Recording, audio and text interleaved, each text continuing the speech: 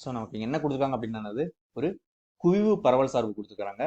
அதாவது தனிநிலை சமவாய்ப்பு மாறிக்கான குவிவு பரவல் சார்பு கொடுத்துருக்காங்க. அதுல நமக்கு என்னெல்லாம் கேட்டிருக்காங்க, நிகழ்தகவு நிறை சார்பு கேட்டிருக்காங்க. அதுக்கப்புறம் 2 ப்ராபபிலிட்டி கண்டுபிடிக்க சொல்லியிருக்காங்க. ஃபர்ஸ்ட் நம்ம நிகழ்தகவு நிறை சார்பு கண்டுபிடிக்கலாம்.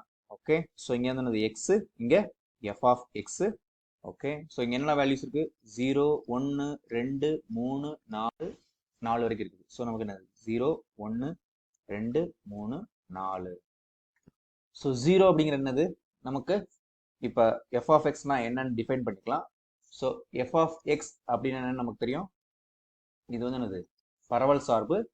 So probability of x less or equal to x, அதாவது என்னது, எக்ஸுக்கு முன்னாடி உள்ள எல்லா புள்ளிகளுடைய நிகழ்தகவினுடைய கூட்டல் பலன். ஸோ அதே போல என்னது, எஃப் ஆஃப் எக்ஸ் அப்படிங்கிற என்னது, probability of X is equal to x. Okay, so நமக்கு 0 அப்படின்னு அர்த்தம், எக்ஸ் இஸ் ஈக்குவல் டு 0 இருப்பதற்கான நிகழ்தகவு என்ன. ஸோ அதுக்கு நம்ம என்னது, இதை வந்து நம்ம நோட்டீஸ் பண்றோம். ஸோ நமக்கு இங்க என்ன கொடுத்துருக்காங்க அப்படின்னா, எக்ஸுங்கிறது என்னது 0 இருக்கலாம் அல்லது 0க்கு மேல இருக்கலாம். ஆனா என்னது 1 விட குறைவானது. ஓகே, ஸோ நமக்கு என்ன கொடுத்துருக்காங்க, probability of capital x less than 1. Okay, so அதனுடைய மதிப்பு தான் என்னது 1/2.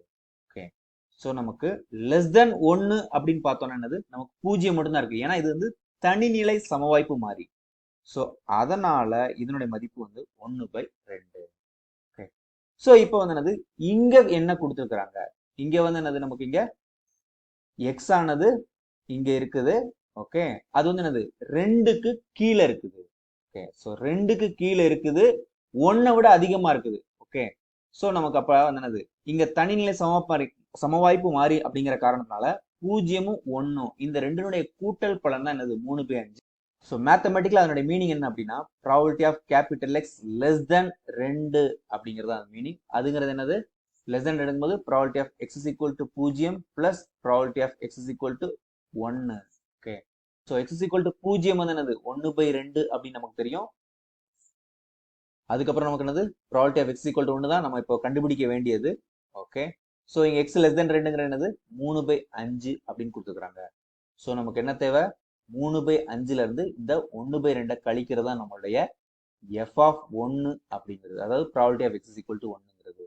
ஸோ இங்க எல்சிஎம் வந்து என்னது 10, இங்க வந்து என்னது 5 இருக்குது, அதனால 6 மைனஸ் இங்க 2 தான் இருக்குது, அதனால 5. ஸோ 6 மைனஸ் 5 என்னது 1/10. ஸோ இதான் நமக்கு கிடைச்சிருக்கிற ஆன்சர். ஓகே, ஸோ அதுக்கப்புறம் நமக்கு என்னது, இங்க 2க்கான இது தேவை. ஸோ நான் வந்து என்னது, இங்க ஒரு ஷார்ட்கட் சொல்லித்தரேன் நான். இந்த வேல்யூல இருந்து இந்த வேல்யூ கழிச்சோம்னா நமக்கு ஆன்சர் வந்துருச்சு. ஓகே, ஸோ இங்க 4/5, இங்க 3/5. ஸோ கழிச்சோன்னா என்னது 1/5. ஓகே, அடுத்து 3க்கானது என்னது, இந்த 9/10ல இருந்து இந்த 4/5 கழிக்கணும். ஓகே, ஸோ 9/10ல இருந்து நம்ம 4/5 வந்து கழிக்க போறோம். So 9/10 minus 8/10. ஸோ அதுவும் நமக்கு என்னது 1/10 தான். ஸோ 1/10. ஓகே, அதுக்கப்புறம் நமக்கு இங்க என்ன இருக்குது, 4ங்கிற என்னது, இதுல இருந்து இதை கழிச்சா போதும். ஸோ 1 மைனஸ் 9/10ங்கிற என்னது, அதுவும் 1/10. ஓகே, ஸோ நம்ம ஃபர்ஸ்ட் உள்ள 2க்குமே என்னது, நம்ம மேத்தமெட்டிக்கல் ஸ்டெப்ஸ் படி வந்து பார்த்தோம். அதுக்கப்புறம் மீதி உள்ள 3க்கும் என்னது, நம்ம ஷார்ட்கட் மெத்தட் தான் வந்து சொல்யூஷன் கண்டுபிடிச்சோம். ஸோ இப்போ அடுத்த பார்ட் என்ன கேட்டிருக்காங்க அப்படின்னா, probability of capital x less than 3 அப்படின்னு கேட்டிருக்காங்க. ஓகே, ஸோ நமக்கு இங்க வந்து என்னது, எஃப் ஆஃப் எக்ஸ்ங்கிறது என்னது, நமக்கு probability of capital x less than or equal to x. So இங்க வந்து என்னது 3 விட குறைவா இருக்கும் போது அதனுடைய மதிப்பு என்னது, நமக்கு 4/5. ஸோ அதனால 4/5 தான் நமக்கான ஆன்சர்.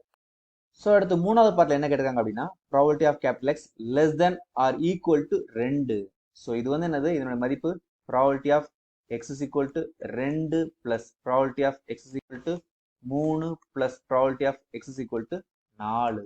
ஓகே, ஸோ இதுக்கு இன்னொரு டெக்னிக்கும் இருக்கு. பட் அது வந்து ரொம்ப இங்க பெரிய இம்பாக்டா இருக்காது. நம்மளுடைய மொத்த கூட்டல் பலன் வந்து என்னது 1 அப்படின்னு தெரியும். ஸோ 1 மைனஸ் இங்க 2 3 தான் நமக்கு தேவை. ஸோ அதுல இருந்து இந்த 2 கழிச்சா போதும். So probability of X is equal to 0 plus probability of X is equal to 1.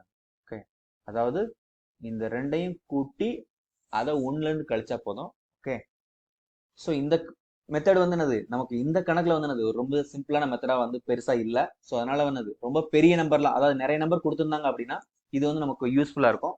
So இப்போ வந்து நம்ம என்ன பண்ணலாம்னா இதுலயே கண்டுபிடிக்கலாம். எக்ஸ் இஸ் ஈக்குவல் டு 2 அப்படிங்கிறது நமக்கு 1/5 பிளஸ் 3 அப்படிங்கிறது என்னது 1/10, 4 என்னது 1/10. ஓகே, ஸோ நமக்கு எல்சிஎம் வந்து என்னது 10, இங்க வந்து என்னது 2 பிளஸ் இங்க 1 பிளஸ் 1.